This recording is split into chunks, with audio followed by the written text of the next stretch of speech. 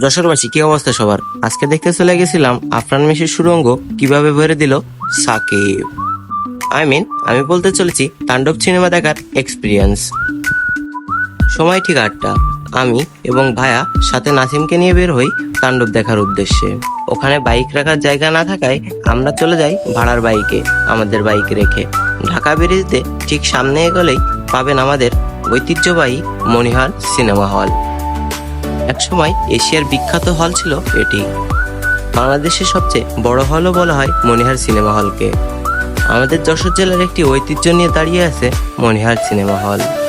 এই হলের কারণেই জায়গাটার নাম মনিহার হয়ে গেছে। আমরা মনিহারের সামনে লেবে চলে যাই টিকিট সংগ্রহের জন্য।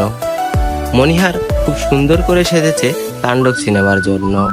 মনিহার সিনেমা হলে এবং মনিহার সিনেপ্লেক্সে চলছে তাণ্ডব। আমরা দেখতে গেছিলাম রাতের শেষ শো। ফার্স্টে নাসিমকে লাইনে দাঁড় করালেও পরে আমরা একটি পরিচিত ভাই দিয়ে ভিতর থেকে টিকিট এনে নিই।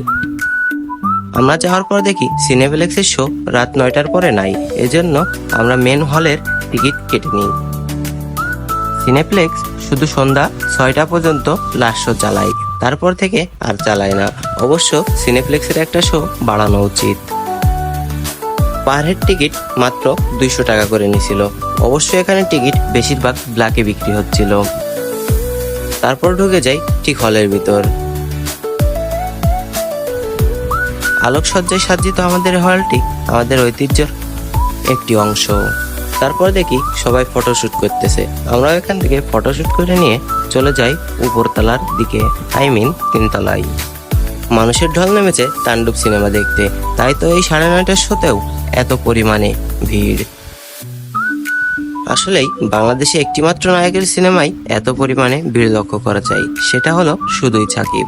আরও তো এই সিনেমাতে রয়েছে সিয়াম, নিশো এবং সাকিব, 3টে খুব বড় বড় ধরনের অভিনেতা। বাংলাদেশ চলচ্চিত্র জগতে সাকিব খান একটি মাইল ফলক। ব্যক্তি জীবনে তার অনেক সমস্যা থাকলেও দর্শকদের কখনো হতাশ করেনি। তার সিনেমা মানেই কাঁপিয়েছে হল, কাঁপিয়েছে দর্শকের মন। এজন্যই তার মুভি সবসময় হাউসফুল। তারপরও পেনে যায় পর্দা। আমার জানা মতে বাংলাদেশে কোথাও আপনি এত বড় পর্দায় সিনেমা দেখতে পারবেন না, কারণ মনিহারের পর্দা সব থেকে বড়। মনিহারের সাজসজ্জা আপনার মন কাড়তে বাধ্য করবে। কখনো যশোর আসলে মনিহার থেকে একটা সিনেমা দেখতে ভুলবেন না। আপনি যদি সিনেমা প্রেমিক হয়ে থাকেন তাহলে মনিহার আপনাকে কখনোই অসন্তুষ্ট করবে না। তারপর দেখানো হয় সতর্কবার্তা। আসলে একটি সিনেমা তৈরি হয় কোটি কোটি টাকা দিয়ে, তাই দয়া করে কেউ ভিডিও করবেন না। জাতীয় পতাকাকে সম্মান দেখানোর পর চলে আসে আমাদের বানর সাকিব। আবহাওয়ার খবরের মধ্যে এন্ট্রি। ভালোবেসে যেতে চাই গানটা সুন্দর ছিল। লিচুরো বাগান গানটা হলে মানুষ এনজয় করে। সিনেমার সবচেয়ে মূল ঘোরানোর দৃশ্য হলো এই ছেলের জন্য। এর জন্য সিনেমার বড় একটা দৃশ্য ঘুরে যায়। এর কাহিনী থেকে সিনেমার মোড় ঘোরায়।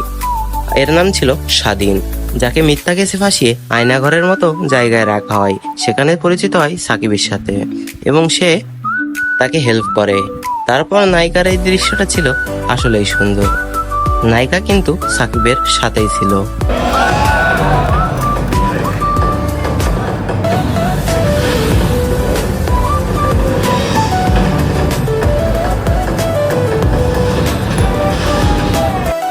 মারামারি সিন দেখে বুঝতেই পারবেন বাংলাদেশের সিনেমা কত এগিয়ে গিয়েছে। তারপর হয়ে যায় ব্যাংক ডাকাতি। আসলে সাকিবের নাম থাকে মিকাইল এবং সে মানুষের সামনে পরিচিত হয় স্বাধীন নাম হিসেবে। স্বাধীন নাম হিসেবে সে মানুষের অনেক ভালোবাসা পেয়ে যায় এবং একটি চ্যানেলে এসে ইন্টারভিউ দিয়ে পুরো দেশকে একটা তুলপাড়ের ভিতরে ফেলে দেয়। আরেকজন থাকে সিয়াম, যেটা একটা বড় ব্যবসায়ীর ছেলে। নায়িকা সবটা জানার পর আসলে হয়ে যায় শক। তবে কেন জানি রায়ান রাফির সিনেমা আরো ভালো হতো যদি সিনেমাটা এক পার্টে শেষ করে দিত, কিন্তু সে সেকেন্ড পার্ট লোডিং রেখেছে। এজন্য মনটা আসলেই খুব খারাপ হয়ে যায়। এরপর এন্ট্রি হয় আফরান নিশো। আসলে এই সিনেমার সাথে সে কোলাপ করেছে। সুড়ঙ্গ সিনেমার ব্যাংক ডাকাতি আর এখানকার ব্যাংক ডাকাতি নিয়ে এটা কোলাবোরেশন।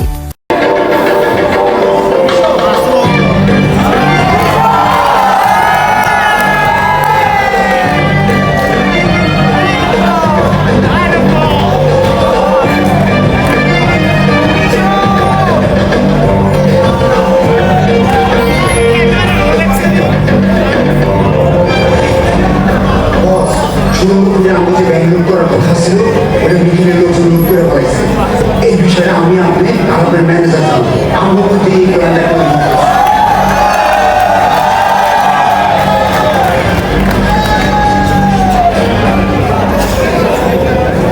তোর মতো ৭২,০০০ কম নাই আমি কিচ্ছু করি নাই আমার বিশ্বাস করেন ভাই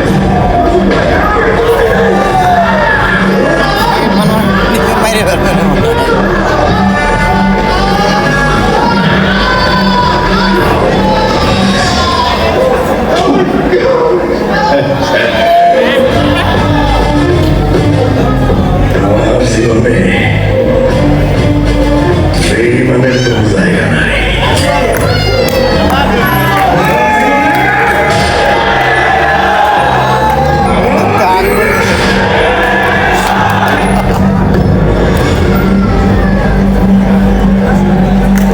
তবে এগের উঠে যদি থাকি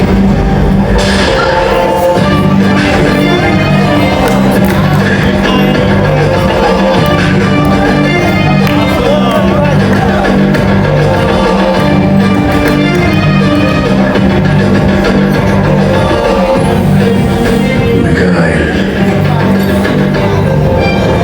ওইটা আমার টাকা কেউ নিতে পারবো না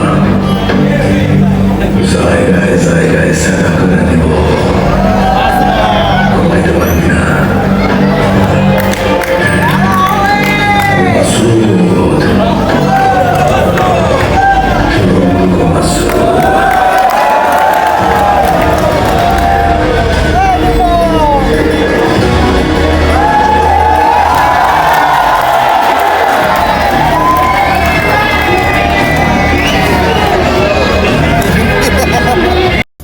আফরান নিশুকে এই অপমানটা করা ঠিকই ছিল।